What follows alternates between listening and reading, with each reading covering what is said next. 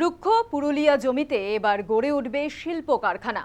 August মাসেই কারখানার ভিত্তিপ্রস্তর স্থাপন মুখ্যমন্ত্রীর হাত ধরে। ইস্পাত কারখানা চালু হলে অনেকটাই বদলে যাবে পুরুলিয়ার অর্থনীতি, আশা স্থানীয়দের। বাংলার পশ্চিমাঞ্চলের জমি চাষের উপযোগী নয়। বাঁকুড়া, পুরুলিয়া, ঝাড়গ্রাম বাংলার বাকি অংশের মতো সুজলাং সুফলাং নয়। এতদিনেও বড় কোনো শিল্প গড়ে ওঠেনি এই জেলাগুলিতে।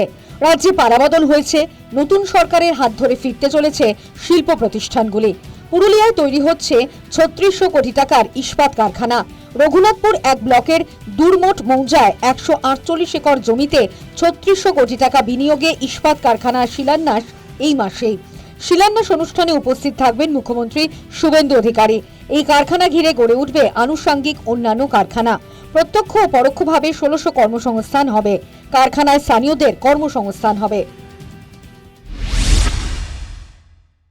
বিগত সরকারের আমলে শিল্পের নামে, পশ্চিমবঙ্গে শিল্প দেওয়ার নামে শুধু ওনারা ভাওতাবাজি করেছেন এবং মানুষকে ঠকিয়েছেন। কিন্তু আমাদের সরকার, বিজেপির সরকার, শিল্পকে স্থাপনা করার জন্যে বিশেষভাবে উদ্যোগ নিয়েছে।